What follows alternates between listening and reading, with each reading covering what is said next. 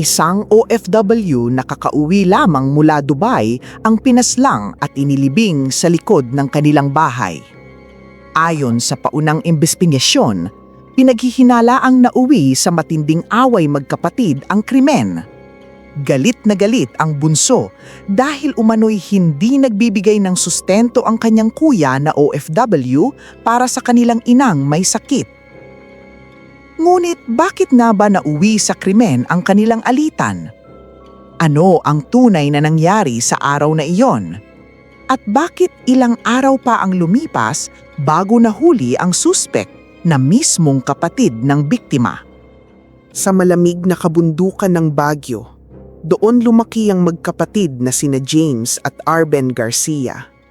Si James, ang panganay, ay 32 years old at si Arben, ang bunso, ay 28. Mula pagkabata, sila ay parang kambaltuko, hindi mapaghihiwalay. Magkasama sila sa hirap at ginhawa, nagtutulungan para mabuhay. Ang kanilang ina lamang, si Aling Meli, ang nagtaguyod sa kanila. Ang kanilang ama, si Mang Lito, ay nakulong dahil sa kasong murder nang si James ay 10 taong gulang pa lamang, isang anino na patuloy na bumabalot sa kanilang pamilya. Lumaki sila sa isang maliit na bahay na gawa ng kahoy at yero, na walang kuryente at minsan ay walang tubig. Ang bawat sentimo ay pinaghihirapan ni Aling Meli sa paglalabada at pagtitinda ng gulay sa palengke. Si James, bilang panganay, ay maagang namulat sa responsibilidad. Gumagawa siya ng odd jobs, pagbubuhat, pagde-deliver, para lang matulungan ang kanyang ina. Si Arben naman, kahit bunso, ay hindi rin nagpatalo. Naging masipag din siya sa mga gawaing bahay at tumutulong sa pagbebenta ng gulay. Nang magbinata si James, nagkaroon siya ng nobya, si Sarah. Naging masaya sila at hindi nagtagal, nagpakasal sila.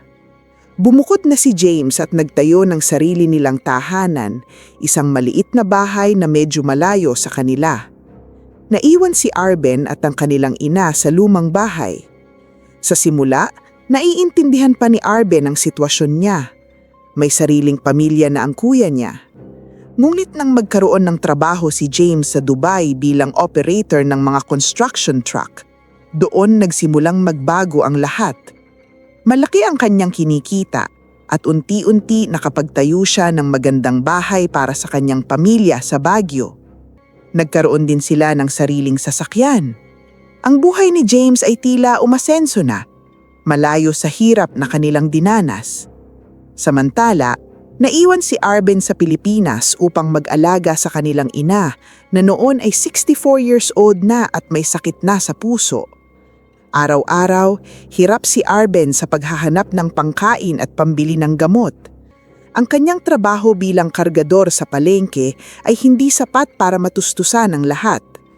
Ang bawat araw ay isang pagsubok at ang bawat gabi ay puno ng pag-aalala. Unti-unting namuo sa puso ni Arben ang inggit at sama ng loob sa kuya niya. Pakiramdam niya, siya na lang mag-isa ang nagdadala ng bigat ng responsibilidad, habang si James ay may sarili ng pamilya at tila nakakalimot na sa kanila. Naaalala niya ang kanilang pagkabata, ang kanilang pangako sa isa't isa na magtutulungan sila palagi. Ngayon, tila nakalimutan na iyon ni James. "Nak, kumusta na ang kuya mo? Nagpadala ba siya?" Tanong ni Aling Meli sa kanya na may bahid ng pag-asa sa kanyang boses. "Wala po, ma," sagot ni Arben na may bigat sa kanyang dibdib. "Hindi pa po. Busy daw po siguro." Sa loob ng 2 taon na nasa Dubai si James, unti-unting lumalim ang galit ni Arben. Ang bawat litrato ni James sa social media na may masayang pamilya, ang bawat balita mula sa mga kamag-anak tungkol sa kanilang magandang buhay ay tila nagpapahiwatig ng kanyang pagtalikod sa kanila. Isang araw, malubha ang kalagayan ni Aling Meli. Kailangan niya ng gamot na mahal. Walang pera si Arben. Siya ay naging desperado. Nag-chat siya sa kanyang kuya. "Kuya, kailangan po ni mama ng gamot. Mahal po. Wala po akong pera." Naghintay si Arben ng tugon. Pagkalipas ng ilang oras, dumating ang reply ni James, ngunit hindi ito ang inaasahan niya. Arben, nahiintindihan ko ang sitwasyon ni Mama pero may sarili na akong pamilya. Hindi na responsibilidad ko ang gamot niya. Ikaw na ang bahala. Malapit na rin akong umuwi at mas priority ko ang pag-iipon para sa pamilya ko. Nabasag ang puso ni Arben. Ang mga salitang iyon ay parang patalim na tumusok sa kanyang dibdib. Hindi lang siya binigo ni James, sinumbatan pa siya. Ang pag-unawa niya sa sitwasyon ng kanyang kuya ay napalitan na ng matinding galit. Ang kanyang ina na nagtaguyod sa kanila ay tila pinapabayaan na ni James. Dumating ang panahon na umuwi si James sa Pilipinas. Ngunit ni anino niya ay hindi siya nagpakita sa kanilang ina at kay Arben. Alam ni Arben na nasa Baguio na si James dahil nakita niya ang mga post sa social media ng kanyang hipag. Ang galit na kinikimkim ni Arben ay hindi na nawala. Sa bawat araw na lumilipas, lumalaki ang kanyang sama ng loob. Naaalala niya ang kanyang ama, ang lalaking nakulong dahil sa krimen. Natatakot siya na baka may minana sila sa kanilang ama, ang galit at ang kapasidad na gumawa ng kasamaan. Isang gabi, habang nag-iisa si Arben sa bahay, nalaman niya na wala ang asawa at mga anak ni James. Bumisita raw ang mga ito sa mga lolo't lola sa side ng asawa. Ito ang kanyang pagkakataon. Pinuntahan niya ang bahay ng kanyang kuya. Ang bahay na mas maganda kaysa sa kanilang tinitirhan. Ang bahay na pinagtayuan ng kanyang kuya sa pamamagitan ng pagtalikod sa kanila. Pumasok si Arben sa loob. Nakita niya si James na nag-iisa sa sala, nanonood ng TV. "Kuya," sabi ni Arben na may matigas na boses. Nagulat si James. "Arben? Anong ginagawa mo rito? Bakit hindi ka nalang tumawag?" "Dumating ako rito para mag-usap, kuya. Bakit mo kami pinabayaan ni Mama? Hindi mo ba naaalala ang mga pinagdaanan natin? Bakit parang wala na lang sa'yo ang lahat?" Nagtalo sila. Ngulit sa halip na pag-unawa, galit at pagtatanggol lang ang lumabas kay James. "Arben, sinabi ko na sa'yo. May sarili na akong pamilya. Hindi ko na responsibilidad si Mama. Ikaw na ang bahala sa kanya." Ang mga salitang iyon ay nagpasiklab sa galit ni Arben. Nakita niya ang isang bakal na tubo sa sulok ng sala na ginagamit ni James sa paggawa ng maliliit na bagay. Sa matinding galit at sama ng loob, hinampas niya ng tubo sa ulo si James. Bumagsak si James. Hindi na ito gumalaw. Nagulat si Arben sa kanyang ginawa. Ang kanyang mga kamay ay nanginginig at ang kanyang puso ay kumakabog. Nagawa niya ang hindi niya inaakalang magagawa niya. Pinatay niya ang kanyang kapatid. Walang ibang tao sa bahay. Nang mga oras na iyon, nagsimulang magplano si Arben. Isinilid niya ang bangkay ng kanyang kapatid sa isang sako at dali-daling inilibing ito sa likod ng bahay, sa isang liblib na bahagi na may matataas na damo at walang masyadong dumadaan. Walang nakakita sa kanya. 2 linggo ang lumipas. Patuloy na hinanap ng asawa ni James ang kanyang asawa. Nagpa-blatter na rin siya sa pulis. Ngunit wala pa ring lead. Si Arben naman ay hindi na makakain, hindi na makatulog. Ang bigat ng konsyensya ay kumakain sa kanya. Isang araw, habang nasa ospital sila ni Aling Meli at malubha na ang kanyang kalagayan, doon niya ibinunyag ang kanyang lihim. "Ma," sabi niya, umiiyak. "Patawarin mo ko, Ma. Pinatay ko si Kuya James." Nagulat si Aling Meli. Hindi siya makapaniwala. Ang kanyang 2 anak, ang isa patay, ang isa mamamatay tao. Bumagsak siya at ang kanyang kalusugan ay lalong lumala. Hindi nagtagal, nadakip si Arben. Sa interogasyon, inamin niya ang lahat. Ang galit, ang inggit, ang sama ng loob, lahat ay lumabas. Ngayon nakulong na si Arben, ngunit hindi pa doon nagtatapos ang kwento. Sa kulungan, doon muling nagtagpo ang mag-ama, si Arben at ang kanyang ama, si Mang Lito. Matanda na si Mang Lito, may puting buhok at nanlulumpaypay na. Ngunit ang kanyang mga mata ay nananatiling matalim.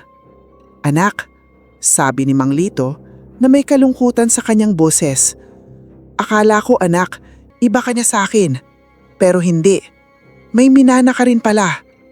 Yunakap ni Arben ang kanyang ama. Umiiyak. Ang kanilang mga kasalanan ay pareho, ang pagpatay sa galit. Ngunit habang nag-uusap sila, may isang bagay na sinabi si Mang Lito na nagpabago sa pananaw ni Arben. Alam mo anak, nung araw na ikinulong ako, hindi ako nagtanim ng galit sa aking sarili. Oo, pumatay ako, pero may ibang dahilan yon. Pinagtanggol ko lang ang nanay mo. May isang lalaking pilit siyang ginagahasa. At sa aking galit, hinampas ko siya ng bato. Hindi ko sinasadya na mamatay siya. Pero ang batas ay batas.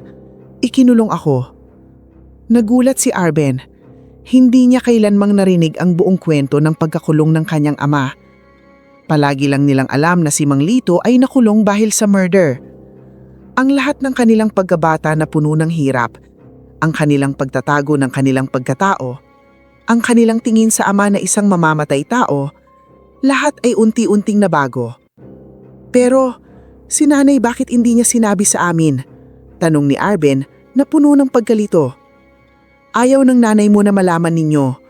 Ayaw niya na isipin ninyo na may minana kayong pagiging mamamatay tao. Gusto niya na lumaki kayong mabuti. Doon, bumalik sa isip ni Arben ang mga sinabi ni James. Ang pagiging pabaya ni James, ang kanyang pagtalikod sa kanila. Ang lahat ay tila konektado. Habang iniisip niya ang lahat, may isa pang lihim ang lumutang. Isang dating kaibigan ni James ang dumalaw kay Arben sa kulungan. Arben, sabi ng kaibigan, may kailangan kang malaman. Si James, may sakit pala iyon sa puso. Matagal na. Hindi niya lang sinasabi sa inyo. Kaya siya nagtatrabaho ng husto sa Dubai para makapag-ipon ng malaki dahil alam niyang maaga siyang mawawala. Nabulantang si Arben. Ang lahat ng galit niya kay James ay unti-unting naglaho, napalitan ng sakit at pagsisisi. Ang pagtalikod ni James sa kanila, ang kanyang pagiging pabaya, ang kanyang mga masakit na salita, lahat ay parte ng kanyang pagtatago ng kanyang sakit. Ayaw niyang maging pabigat sa kanila. Gusto niya na makapag-ipon ng malaki para sa kanyang pamilya at para sa kanyang ina na may sakit na rin sa puso. Ang kanyang pagiging walang pakialam ay isang maskara para hindi siya maging emosyonal dahil alam niyang malapit na siyang mawawala. At ang pera na hindi niya ibinigay sa gamot ni Mama? Tanong ni Arben, umiiyak. Hindi niya ibinigay dahil alam niya na hindi na siya magtatagal.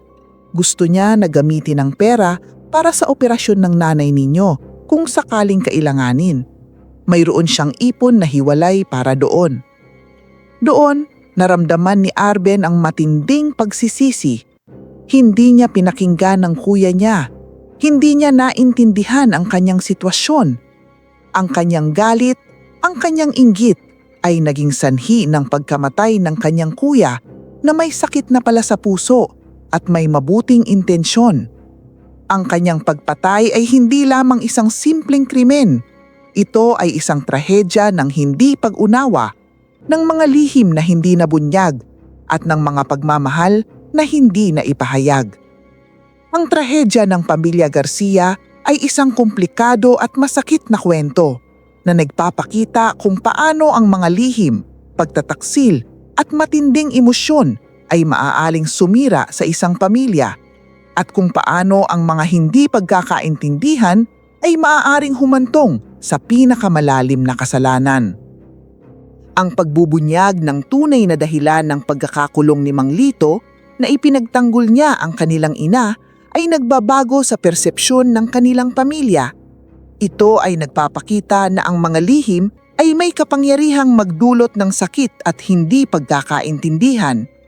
Kung sanay nalaman ni na James at Arben ang tunay na kwento ng kanilang ama, marahil ay mas naiintindihan nila ang kanilang pinagdaanan at mas naging maingat sa kanilang mga desisyon.